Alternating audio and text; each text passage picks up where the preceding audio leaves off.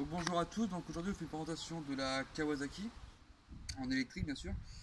Donc c'est un modèle en 6,5 pouces à l'avant comme à l'arrière avec un système de fixation comme pour la Tagway de la vidéo précédente, donc qui ne bouge pas du tout, avec un garde-boue ici. Tout le système bien sûr comme pour la Tagway est dans le tube principal. Notamment il n'y a pas de câble qui traîne ou autre. La hauteur entre le sol et et la plateforme est de à peu près 10 cm. Il y a un amortisseur à l'avant, juste au-dessus de la roue en fait, qui contrôle absolument tout. Frein électrique à l'avant, frein à pied à l'arrière.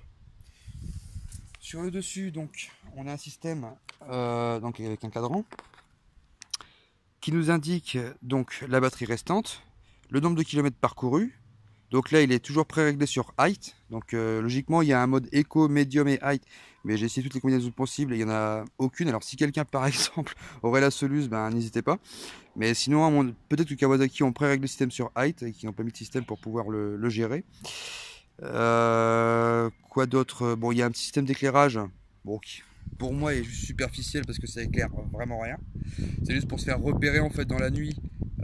Comme ça, mais c'est pas vraiment un très bon éclairage. Comment dire, pour refermer la Kawa, donc ça c'est très rapide également.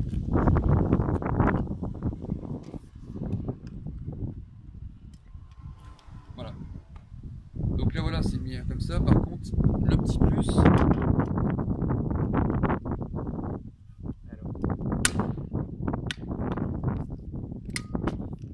c'est de pouvoir en fait les, les poignées en fait pour gagner un peu en ergonomie, en taille, tout dépend où vous la mettez. C'est un système donc qui est magnétique. Hop. Et l'autre avantage qu'on a avec la Kawa, c'est un système, le système qu'il y a sur les gyropodes, donc de pouvoir basculer un peu à gauche à droite en fait et que ça suit vos mouvements. La Kawa apparemment, enfin la Kawa en est équipée, donc sur les deux côtés, ce qui permet en fait de prendre des virages avec plus de souplesse ou plus brutalement en fait sans se péter la gueule. Et donc ensuite, on va montrer à vide à combien monte la trottinette. Hop. 24,7, 24,6. Voilà. L'accélération se fait donc par poignée. Donc poignée par contre qui est fixée au cadran. Donc on tire vers l'arrière pour accélérer. Il y a un système de blocage automatique quand on le met comme ça, ce qui permet en fait d'éviter de tout le temps jouer avec ça. On relâche, ça redescend à zéro. Et pour freiner en fait c'est vers l'avant. Tout simplement. Donc c'est pas trop compliqué. Faire attention, le frein est quand même assez brutal. Il est assez brutal. Donc là on va faire une démonstration en roulant un petit peu pour voir se donner avec quelqu'un dessus. Le poids minimal recommandé est de 50 kg et maximal 100 kg.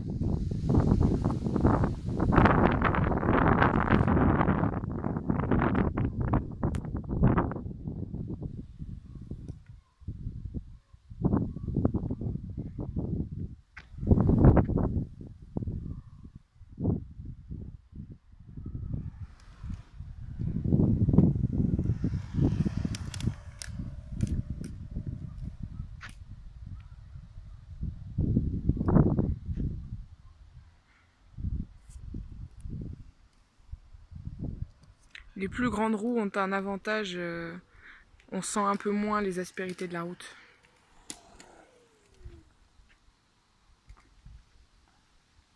Donc voilà, donc c'est la présentation de la Kawasaki, donc la trottinette électrique de Kawasaki. Si vous avez des questions, n'hésitez pas. Et je crois que globalement tout a été dit également. Le poids par contre, donc elle fait 10,5 kg, donc elle est relativement lourde. Temps de charge 2 heures. Autonomie, tout dépend de la manière dont vous roulez. Si admettons vous roulez tout le temps à fond, une autonomie à peu près 12-13 km/h, comme le Tagway. 13 km. 2 km non. Et par contre en montée, après si on gère en roulant mettons à 10 km/h, 9, 15, si on gère comme ça, on peut faire une vingtaine de kilomètres sans problème. Et après si par contre vous aidez également votre pied pour avancer dans certaines montées et tout, vous pouvez monter à 25 km/h. Enfin 25 km pardon. Pour faire des bonnes distances quoi. C'est excellent pour les balades, ou alors d'un point A à un point B, enfin pour le boulot et tout. Donc Bon, par contre, c'est pour faire que de la route, donc le cross et tout, c'est vraiment à éviter.